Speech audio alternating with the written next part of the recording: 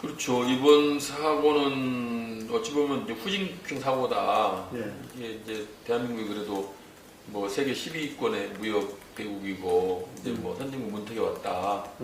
국민들이 많은 자부심을 갖고 있었는데 이번 사고로 자존심이 완전 뭉개진 것 같아요. 무슨 동남아 뭐 아프리카에서나 벌어지고 뭐 그런 사고가 났을 때 우리 국민들이 이제 우리나라는 이제 한 단계 더 위다 그런 생각을 해왔었는데 이번에 사고를 보면서 야 우리가 이거밖에 안 되나 하는 좀 자괴심도 많이 느끼고 자존심이 많이 뭉개졌다고 봐야죠. 무엇보다도 어쨌든 간에 이제 지금 이제 어찌 보면 이제 우리가 사회 전체적인 문화 의식과 관계되어 있는 건데 그저 이제 그 돈벌이 물신주의 그리고 공동체 의식이 많이 파괴됐다. 과거 같으면 그 무슨 재난이 나거나 사고가 났을 때 좀 나보다는 어른들을 더 공경하고 뭐 더 모시고 뭐 여자 아이들을 더 이렇게 구하고 이런 공동체 의식이 있어야 되는데 지금 그런 것들 다 이제 붕괴되고 그저 나 혼자만 살겠다. 선장이나 뭐 승무원들이나 그 사람들 이 하는 행태를 보면은 지금 우리 사회의 전반적인 그런 개인주의, 나만 살면 그만이다, 남이 죽던 말든 이런 식의 그 분위기가 바로 여실히 이 사건에서 드러난 게 아닌가 생각이 들고 역시 이제 그 돈벌이를 위해서는 뭐든지 희생하고 뒷전으로 가서 좋다 그런 것이 이제 그동안에는 그런 거 사건이 안 터져갖고 그냥 그럭저럭 해왔는데 이제 이번에 사건이 터지면서 너무 큰 사건이 터져가지고 너무 이제 교훈을 받긴 하지만 너무나 큰 사건이 터지다 보니까 고통스럽죠.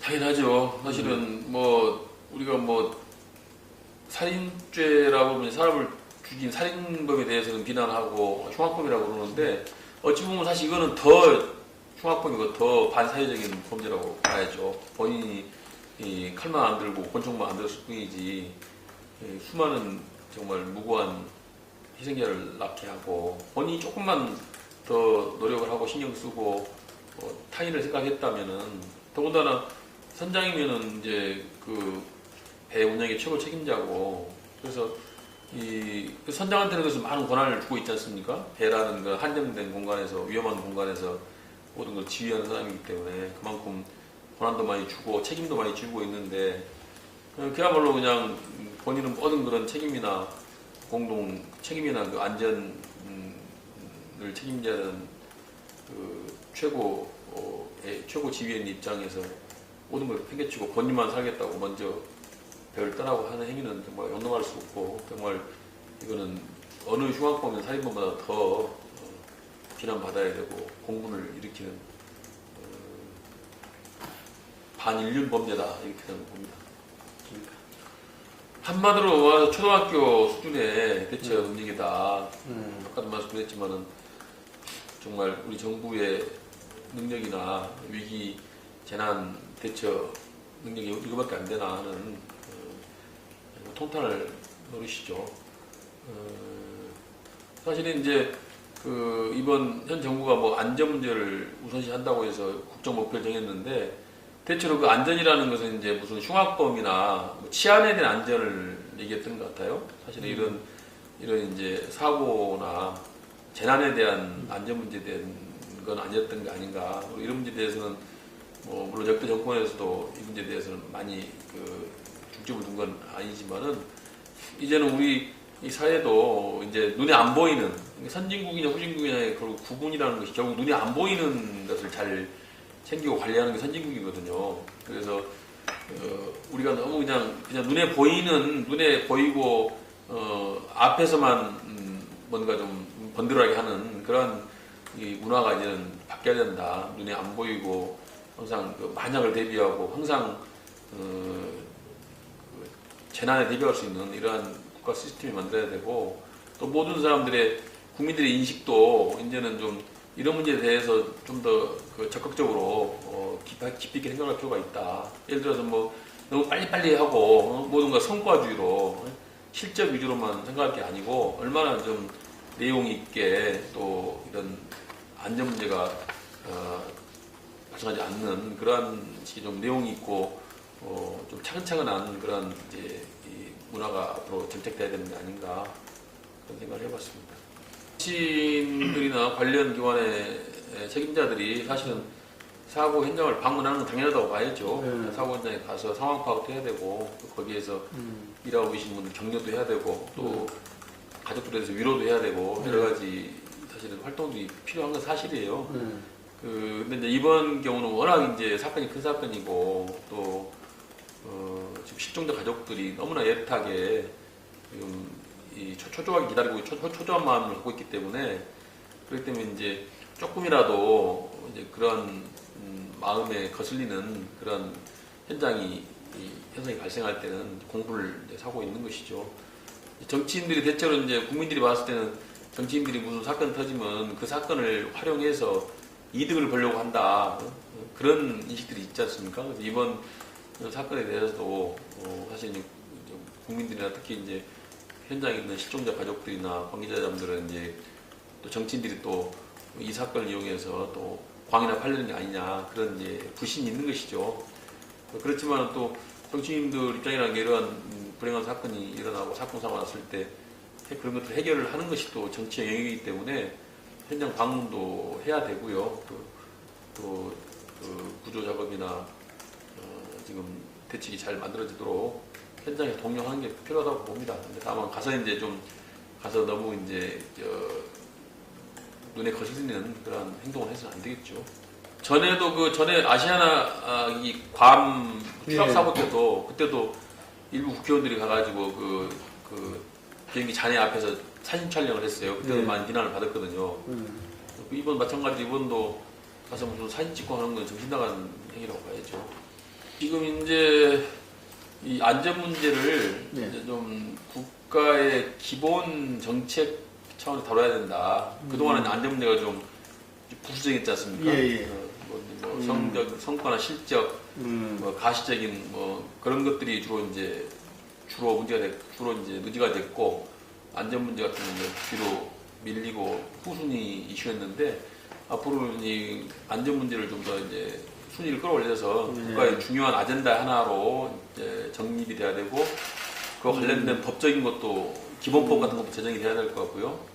안전에 관한 그리고 이제 그 시스템이나 제도도 다시 정비가 돼서 정말 첫째는 이러한 이제 사건 사고 발생하지 않도록 하는 게 우선이고 사건이 발생한 후에 어떻게 이거 잘 신속하게 대처해서 희생을 최소한 줄이느냐 이것이 이제 대단히 중요한 건데 이런 것들에 대한 여러 가지 이제 법적인 제도적인 정비 또 매뉴얼의 정비 이런 것들이 앞으로 큰 과제가 아닌가 생각이 들고요.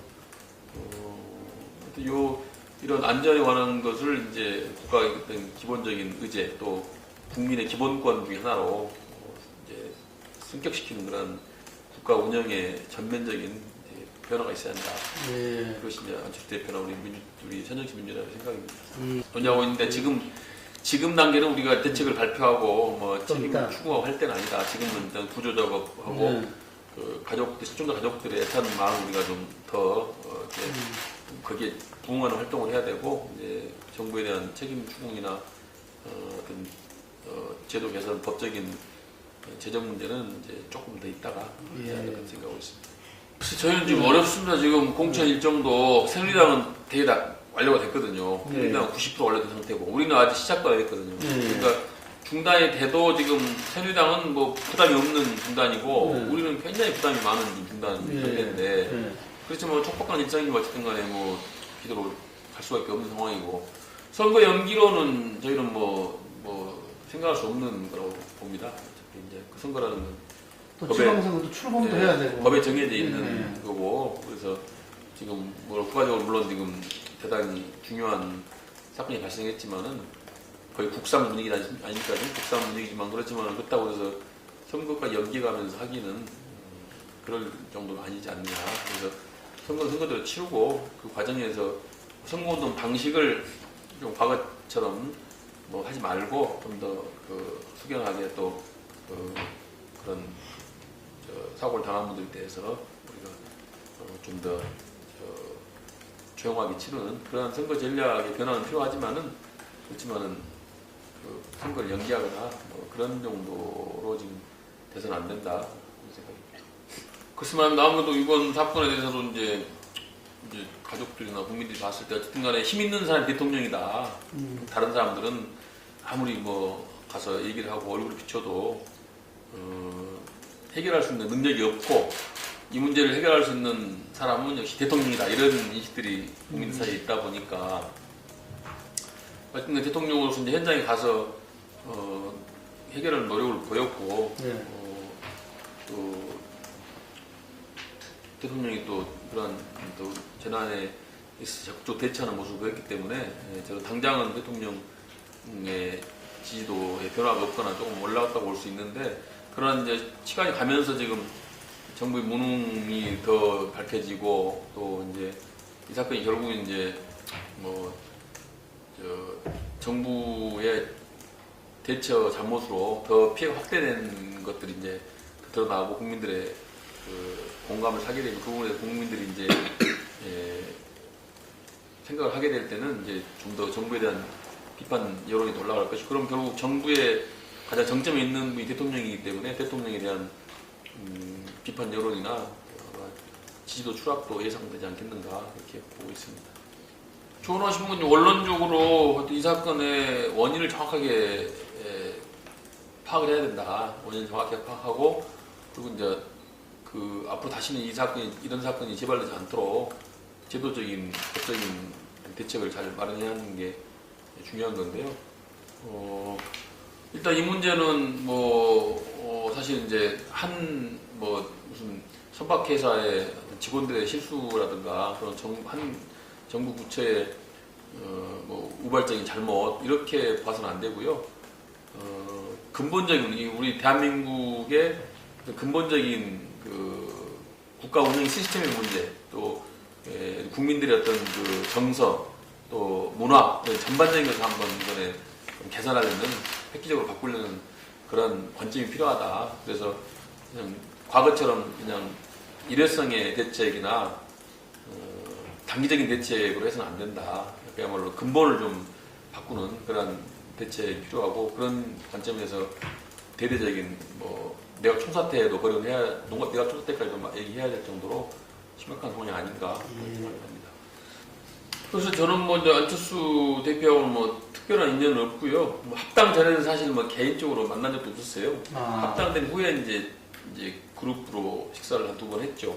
저는 대선 전부터 계속 안철수 대표를 지지하는 세력과 민주당 세력이 합쳐야 한다, 연대한다 그런 입장을 계속 갖고 있었는데 지금까지도 그렇게 갖고 있었고요.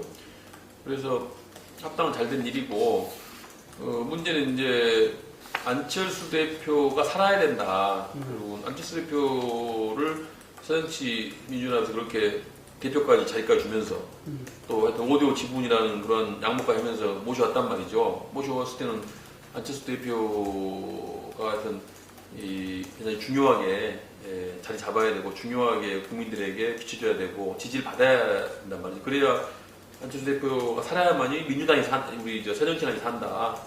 그런 입장이라서 그리고 이제 안철수 대표를 잘 보좌하고 안철수 대표가 국민들 지지를 받고 당에 잘 자리를 잡도록 역할을 해야 되는데 그래서 이제 초선 대표에 대한 재선 비시즌에 그런 얘기 있지만은 지금 초선 사이즈도 아니고 그리고 사실 초선이 대표한다는 것도 사실 정한적인 건 아니지 않습니까?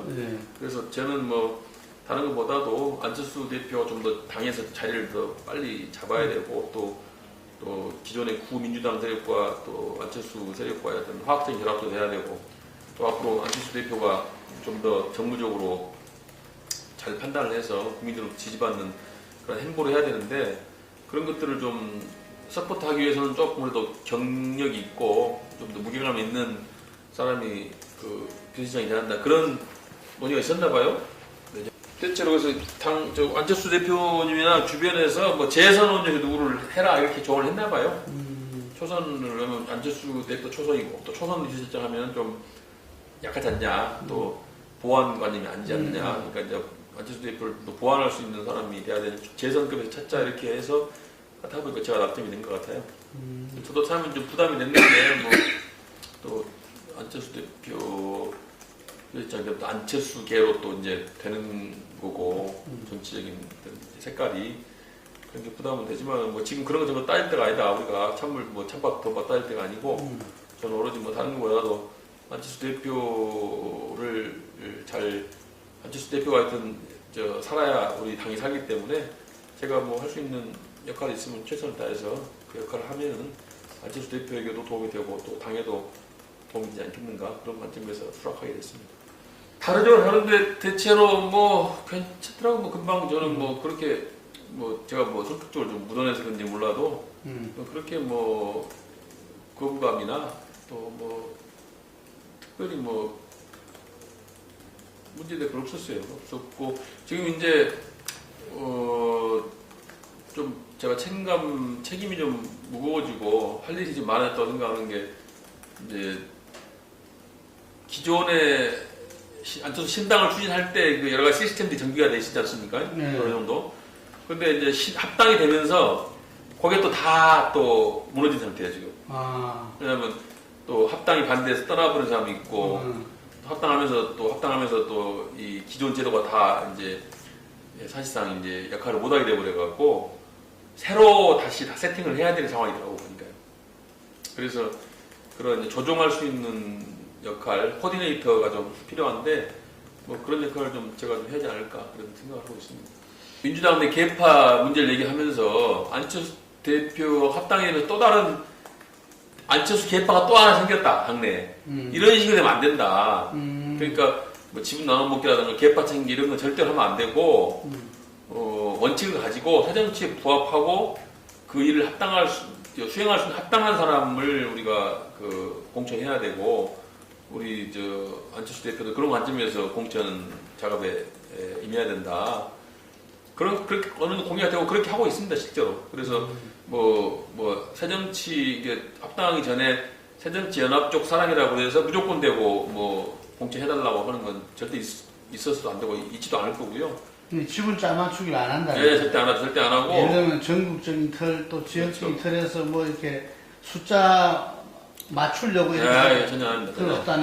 전혀 없고, 하여튼 그 중에서 그 후보들 중에서 가장 적합한 후보, 가장 경쟁력 있는 후보를 선출하기를 바라고요. 우리도 그렇게 하고 있고, 하여튼 뭐 안철수 대표를 그동안에 도와줬다는 이유만으로 그 사람을 공천하는 게 절대 없을 겁니다. 그리고 이제 안철수 대표는 지금 사실 당 대표가 목표가 아니고 다음 대선이 목표이기 때문에 대선 후보로서의 그 이미지나 그 위상을 어떻게 가져갈 건가 이것도 대단히 중요한 관점이에요 사실은. 그러니까 뭐 당장 무슨 뭐 공천에서 내 사람을 더 챙기고 지분을 확보하고 이게 중요한 게 아니다. 그 소탐 대시다. 오히려 그 다수의 당원들이나 많은 국민들 지지를 받고 이번 공천을 통해서 안철수 대표가 정말 공명정대하게 정말 그 공천했다 이런 이미지를 갖는 게 중요한 것이지 지금 뭐 내 사람 몇 명 더 챙긴다고 그래서 오히려 그로 인해서 반발이 일어나고 오히려 더 많은 것을 잃을 수가 있기 때문에 오히려 이번 공천에서 철저하게 공정하고 정말 안철수 대표 해정치라는 게 이런 거구나라는 것을 사람들한테 알리는 그런 계기로 삼아야 된다 그런 관점으로 임하고 있습니다. 늘 하여튼 우리 뭐 지금 민주당 또 이번에 신당은 소위 말해서 야권이죠. 전통적인 야권은 늘 이제 공천 때 하면 항상 개혁 공천 하면 호남 물갈이에요 결국 핵심이. 근데 불만이 많죠.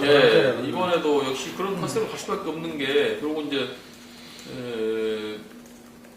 호남 지역의 특성이라는 게 있고 또 수도권과 비교해서는 또 물갈이 하기도 좀 더 쉬운 그런 객관적 조건 갖고 있고 또 어떤 거기가 또 중심이기 때문에 어떻게 보면 중심부부터 뭔가 변화하는 모습을 보여주셔서 그것이 확산이 되는 방향으로 할 수밖에 없는 상황 아닌가. 그래서 이번에도 호남에서는 역시 다른 지역보다 더 많은 변화와 물갈이가 필요하다 하는 것에 대해서 대체로 공감하고 있고요.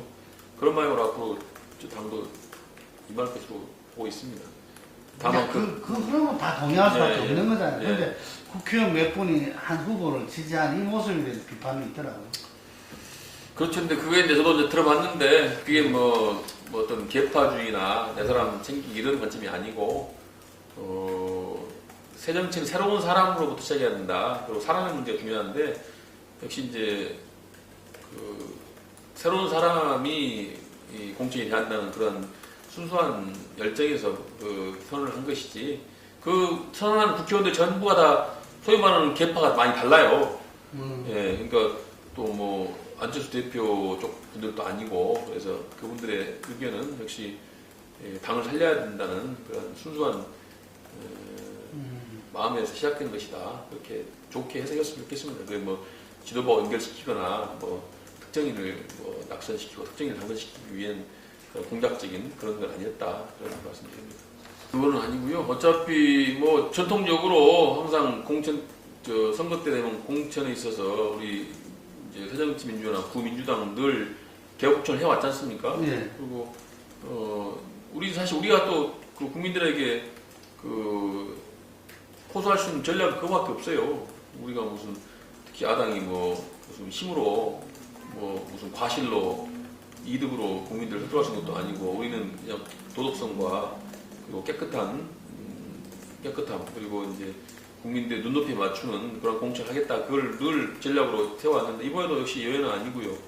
근데 이 문제에 대해서는 뭐 사실은 뭐 무슨 일부에서는 또 뭐 지도부가 자기 사람 심기 아니냐 또 뭐 특정 계파를 뭐 다 배제하기 위한 음모 아니냐 그런 또 시각도 제기하고 있는데 절대 그런 게 아니고 그야말로 이제 그 당을 살리기 위해서 공천에 있어서 이런 깨끗하고 문제 없는 사람을 하겠다는 그런 강력한 의지를 천명해야 된다 그런 관점에서 시작한 거고 뭐 심사함에 있어서도 오늘 아침에 뭐 손정배 위원장께서 뭐 보고를 하시던데 뭐 개파적인 시각이나 뭐 다른 고를 일치하지 않았다 오로지 이제 그 우리가 정한 기준 또 국민의 눈높이 이것만 가지고 따졌다라고 이제 자신 있게 말씀하시더라고. 저는 뭐 그 말씀이 옳고 또 손정배 위원장이 뭐 평소에도 그런 거 실천하신 분이기 때문에 100% 믿고 있습니다. 그래서 오로지 당을 위해서 어떤 전략적인 또 메시지를 강하게 해야 한다는 측면에서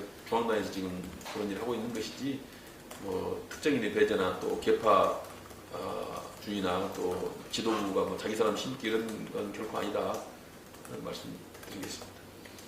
또 일부 포함됐죠. 포함됐는데 이제 정권관계하고 무슨 그런 게 있어요. 무슨 저 민주주의 원칙, 무슨 경선 불복이라든가 뭐 당의 정체성을 훼손한 사람 그런 건데 근데 업무 평가 부분은 좀 그렇게 많이 고려 안 된 것 같습니다. 업무 평가는 좀 주관적이잖아요. 뭘 기준으로 가야 평가하느냐 이런 것들이 자칫 잘못하면 또 아까 말씀드린 무슨 개파적 시각에서 보면은 뭐 유불리를 따질 수 있는 거기 때문에 이번에는 정권관계하고 그다음에 객관적인 팩트를 중심으로 해서 이제 그 엄정한 심사를 했다 그런 말씀드리고 업무 평가 이런 거는 크게 고려가 안 된 거라고 있습니다. 서울시당에서 20% 얘기했었죠. 기준을. 예. 근데 이번에 개혁중앙당 그 자격심사위원회에서는 그 퍼센테이지 정하지 않고 또 그런 것도 정하게 되면 또 그런 퍼센테이지를 맞추기 위해서 희생양이 나와야 되거든요. 그래서 그런 건 고르지 않고 오로지 기준에 따라서 뭐 많은 대로 적은 대로 그렇게 심사한 걸로 제가 듣고 있습니다. 안철수 대표를 지지하는 분들이 좀 빠져나간 게 아닌가. 합당을 함으로써 이제 안철수 대표를 평소에 이제 새로운 정치 또 기성 정치권과 차별되는 그런 기대감이 있었는데 이제 기성 정치권과 합쳐버렸잖아요. 그러다 그 과정에서 좀 이제 기존의 안철수 대표를 지지했던 분들 중 일부가 실망감에서 아마 돌아선 결과가 첫째고요. 두 번째는 역시 이제 합당 후에 좀 더 신속하게 그 합당 과정을 좀 더 이제 현실화시키고 그리고 이제 그 과정에서 좀 더 비전을 보여주면서 국민들의 기대감을 높여줘야 되는데 합당 후에 조금 뭐 삐그덕거리고 좀 지지부진하고 뭔가 좀 또 혼선을 주는 그런 것들이 몇 번 나왔지 않습니까? 네. 그러다 보니까 그런 데서 국민들이 또 이제 기대감이 많이 빠진 거죠. 근데 이제 사실 그것도 뭐 아무래도 이질적인 그런 세력들 합치다 보니까 당연히 합당 과정에서 뭐 좀 끄덕거리고 소리도 나고 하는 건 당연한 건데 그런 것들이 이제 좀 언론 보도 과정에서 또 부정적으로 비춘 측면이 있고 그래서 그런 것 때문에 좀 빠지게 됐습니다만 이제 뭐 더 이상 추락할 필요 없다고 생각하고 있습니다. 그래서 앞으로는 이제 좀 더 민생 중심의 정책을 잘 개발하고 또 공천 과정에서 좀 더 개혁적인 공천을 보이면서도 또 당이 단합하는 모습을 보이면은 뭐 지지도도 또 올라가지 않을까 그렇게 예상하고 있습니다. 역시 이제 사정치 핵심은 민생 중심 정치다 그렇게 봅니다. 민생 중심 정치 그리고 소통 정치 이런 것들이 이제 새정치 중심이고요. 안철수 대표가 조금 더 강조한 것은 이제 안보 중시 정책 이런 것들이 좀 새정치의 중요한 내용이 아닌가 그런 생각이고 아무래도 이제 새정치라고 했을 때 저도 안철수 대표한테 그런 말씀 드렸습니다만 그야말로 새로운 것만 말하는 게 새정치가 아니지 않느냐. 새로운 것도 얘기하지만은 오히려 과거에 잘못된 것들을 확실하게 개선하는 것이 또 중요한 새정치 내용이 돼야 된다. 네. 그런 말씀 드렸는데 실제로 이제 또 많은 분들은 이제 뭔가 새정치하니까 뭔가 새로운 거를 막 내세우고 뭐 하는 걸 또 바라시겠지만 실제로 그동안 사실 우리 정치권도 굉장히 많은 그 혁신을 해왔지 않습니까? 그래서 사실 지금 새정치 하려고 뭘 보면 다 옛날에 했던 게 많아요. 정말 새로운 건 많지 않고 오히려 저는 그 과거에 그 잘못된 관행이나 구습을 맨 그냥 고친다고 개선한다고 해놓고 실제로는 제대로 안 됐단 말이죠.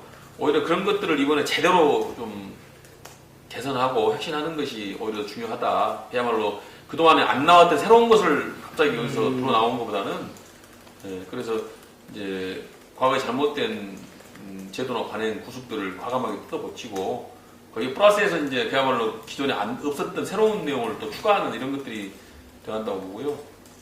그런 방향으로 꾸준하게 실천을 해야 된다고 생각합니다. 그런 말씀이죠. 이번 지방선거의 핵심은 역시 안철수 아니겠습니까? 안철수 좋고 안철수가 얼마나 힘을 발휘하느냐. 결국 이번 지방선거는 박근혜와 안철수 싸움이다 이렇게 보고 있죠. 박근혜 안철수 싸움이다 이렇게 보고 있는 것인데 결국 뭐 정치에서는 제일 중요한 게 표 아닙니까? 선거에서 승리할 수가 있어야지 정치적 영향력도 있고 또 리더자가 되는 거죠. 아무리 뭐 100번 좋은 얘기만 뭐 하겠습니까? 선거에서 지면 그만이죠. 이번 지방선거가 이제 좀 안철수 대표로서는 정말 정치적으로 최초의 실험대에 지금 올랐다고 봐야 되지 않습니까? 이번 지방선거를 승리로 이끌고 7월 보선까지 계속 이제 승리로 이끌면 그야말로 이제 당내에서 확고한 지도자로 자리를 잡을 것이고 만약 이번 지방선거나 보궐선거에서 패배하게 된다면은 이제 아무래도 위상이 상당히 흔들릴 가능성이 높다고 봐야죠. 그리고 이제 어쨌든 흐름 자체가 상승 국면으로 가느냐 안 가느냐는 이번 선거 관련이 있다고 봐요. 이번에 상승기를 타면 앞으로도 당분간 상승기를 타고 다음 대권까지도 좀 더 유리하게 갈 수 있는 국면이 될 수 있고 이번에 만약에 선거에서 패배해서 하강세로 접어들면 다시 회복하기 쉽지 않다고 봅니다, 실제로. 그런데 그래서 이번 지방선거 상당히 이제 안철수 대표로서 굉장히 중요한 지금 바로메터가 되는데 그래서 뭐 적극적으로 하고 있습니다만 여러 가지 당내 여건들이 지금 녹록치 않은 상황이고 그렇지만은 뭐 최선을 다해서 노력을 하고 이제 이번 이제 그 세월호 사건 좀 정리되면은 이제 전국을 누비시면서 민심이 호소하고 안철수의 새정치를 좀 더 자꾸 홍보하면서 국민들에게 도와달라고 호소를 해야죠. 그렇게 되면은 국민들도 그래도 아직은 여러 가지 뭐 안철수 대표가 그동안에 뭐 여러 가지 정치적으로 좀 퇴각했다 그러나요? 그런 게 있었지만 그러나 아직은 국민의 지지가 기대감이 살아있다고 봐요. 그래서 그 기대감을 충족시켜주면 이제 언제든지 다시 좀 비상할 수 있는 그런 잠재력을 갖고 있다고 봅니다. 그러니까 안철수 대표가 이제 합당을 해서 뭔가 당내에서 자기 목소리를 내고 안철수 대표가 평소에 그 추구하고자 했던 새정치를 신당에서 구현할 수 있느냐, 리더십을 가지고 능력 있게 구현할 수 있느냐, 그게 관점인데 그렇게 안철수 대표가 구현해가는 모습을 보여주고 그런 식으로 당이 변화하는 모습을 보여주면은 다시 지지자로 돌아올 수 있겠죠. 아, 합당을 잘했구나.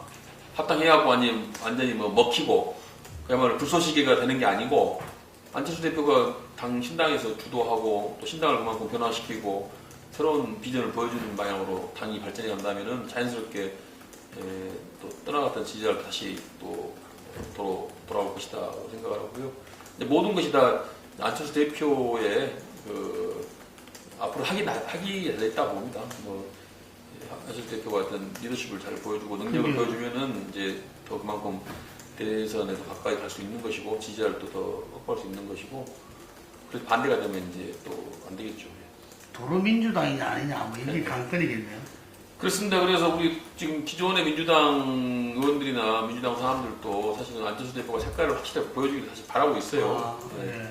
오히려 민주당에 와서 여기에 묻히면 안 된다. 묻히면 묻고 안철수 대표하고 합당한 이유가 뭐냐 도대체 오히려 왜 안철수 대표인데 왜 대표를 해줬으며 왜 5대5 지분을 냈으면 왜 합당을 했느냐. 뭔가 우리가 기대하는 건 안철수 대표가 신당을 만들어서 자기 색깔을 내고 안철수 국민들이 기대하는 안철수식의 새정치를 실천을 하길 바라는 거죠. 그런 것들을 잘 해주길 바라고 있죠. 물론 한편에서는 또 이제 약간 기득권 유지적인 게 있어요. 또 어쨌든 간에 이제 기존에 있던 기득권을 뺏기지 않으려는 그런 또 이슈도 있지만 그런 한편으로는 또 그런 기대감이 있기 때문에 도로 민주당이 되면 절대 안 되죠. 뭔가 안철수 대표가 뭔가 신당을 만들어서 자기 것을 실천했다 이런 것들을 확실하게 보여줘야 한다고 생각합니다. 지금 뭐 순간에 이번 지방선거 핵심은 수도권이라고 봐야죠. 특히 서울시장이 핵심적이고 서울시장을 이기면은 그래도 우리가 선방했다고 봐야 되고요. 서울시장을 잃으면 이제 뭐 참패했다고 봐야죠. 서울시장은 제가 하여튼 무조건 승리해야 되는 선거고 또 지금 예상건데 뭐 서울시장은 뭐 어렵지만 승리할 걸로 좀 예상하고 있고요. 뭐 경기도는 좀 생각보다는 좀 어려운 것 같아요. 의외로 남경길 후보가 의외로 좀 강세로 나와가지고 쉽지 않은 싸움이 될 것 같고 인천은 그야말로 5대5 싸움 같아요. 5대5. 네, 5대5 박빙의 승부고 저는 뭐 지난 한 3월 달까지는 조금 불리한 모델로 봤는데 지금 생각해보니까 상당히 그냥 해볼만 모델가 있는 생각이 됩니다. 특히 유정복 전 장관이 지금 안행부 장관 출신으로서 이번 세월호 사건과 무관하지 않기 때문에 결국 이제 이번 사건의 원인의 하나로서 지목될 수도 있고 그렇게 됐을 때는 상당히 이제 민심으로부터 표적이 될 수 있다 그런 가능성도 있기 때문에 앞으로 물론 더 두고 봐야겠습니다만은 뭐 인천 5대5 빡빡한 5대5 승부가 될 것 같다는 생각이 들고요. 그래서 어쨌든 수도권에서 우리가 승리를 낚아채야만이 전체적인 선거의 평가를 제대로 받을 수 있기 때문에 수도권 승리에 총력을 기울여야 되고 안철수 대표의 앞으로 이제 그 일정도 수도권 중심으로 짜야 되지 않을까 그렇게 생각하고 있습니다. 국민 여러분 또 세월호 실종자 가족 여러분 정말 죄송합니다.